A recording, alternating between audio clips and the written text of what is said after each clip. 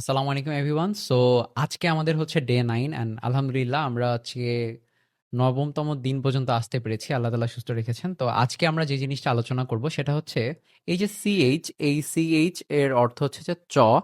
এটা কখন কখন আসলে চ উচ্চারিত হয় কোন কোন লেটার্স এর মধ্যে বা কোন কোন ওয়ার্ডস এর মধ্যে। তো এইটার দুইটা কেস আছে। ফার্স্ট কেসটা হচ্ছে কোনো শব্দের শেষে যদি টিসিএইচ থাকে, টিসিএইচ এইটুকু থাকে, তাহলে এই পুরোটুকুর উচ্চারণ হয় চ এর মতো। হ্যাঁ, যেমন আমরা একটু দেখি BATCH, তাহলে এই যে TCH এইটার উচ্চারণ কি চ এর মতো।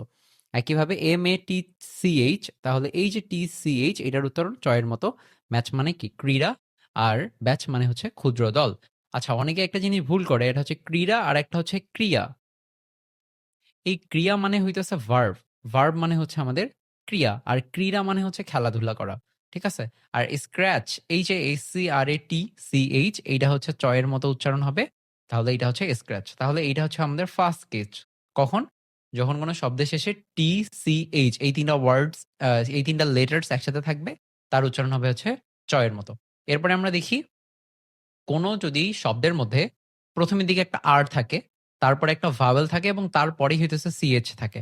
অর্থাৎ ভাওয়েল থাকে, তারপরে সিএইচ থাকে, এবং এগুলার আগে যদি কোনো একটা সময় আর থাকে, তাহলে তার উচ্চারণ হয় চ এর মতো। যেমন আমরা দেখি APPROACH, তাহলে এই যে এই জায়গায় আমরা আর পাইছি, তারপরে এই জায়গায় একটা এ পাইছি, এই হচ্ছে একটা ভাওয়েল, তারপরে হচ্ছে সিএইচ আছে, তাহলে কি হবে অ্যাপ্রোচ।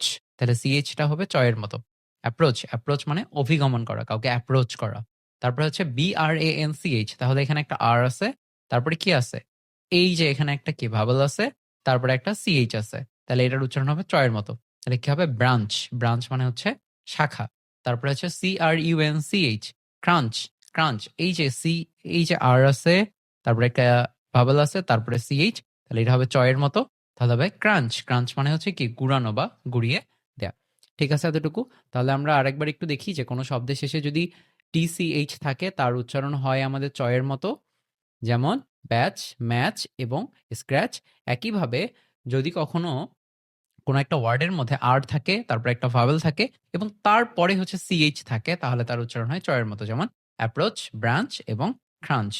তারপরে আমরা দেখি দ্য ট্র্যাপড ই, মানে কোন একটা কনসোনেন্টের মাঝখানে ই তো একটা ভাওয়েল, তাই না? তাহলে ভাওয়েল পড়ে যদি ওই ট্র্যাপড হয়ে যায়, মানে একদম ট্র্যাপ হয়ে গেছে, ট্র্যাপে পড়ে গেছে, তাহলে তার উচ্চারণটা কিরকম হয় আমরা ওইটাই এই স্লাইডের মধ্যে দেখব। তাহলে একটু দেখুন, এইটার উচ্চারণটা হয় এ বা ই এর মতো, রস্বই এর মতো কিংবা এ এর মতো, অর্থাৎ একার অথবা হিসিকার, হ্যাঁ, বা রস্বইকার, এই জিনিসটার মতো হইতে পারে। তো একটু দেখি, কনসোনেন্ট, কনসোনেন্ট, তার মাঝখানে ই আছে, তাহলে এটা হবে RENT, রেন্ট। তাহলে এখানে কি একারের মতো উচ্চারিত হয়েছে RENT। তাহলে এই যে আর একটা হচ্ছে কনসোনেন্ট আর এন একটা হচ্ছে কনসোনেন্ট, তাহলে RENT, রেন্ট, রেন্ট মানে হচ্ছে ভাড়া।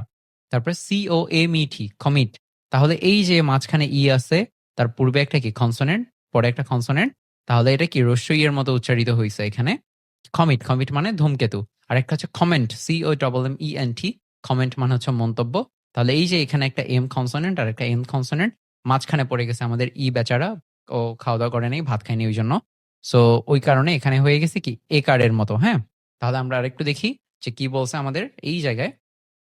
সেটি হচ্ছে যে যখন দুইটা কনসোনেন্টের মাঝখানে পড়বে, তার ব্যবহার ভেদে কখনো এ কার্ডের মতো কিংবা কখনো রস্য ই কার্ডের মতো উচ্চারিত হবে, যেমন রেন্ট, কমিট এবং কমেন্ট। সো আজকের লেকচারে আমাদের এটাই ছিল। আল্লাহ হাফেজ আজকের জন্য।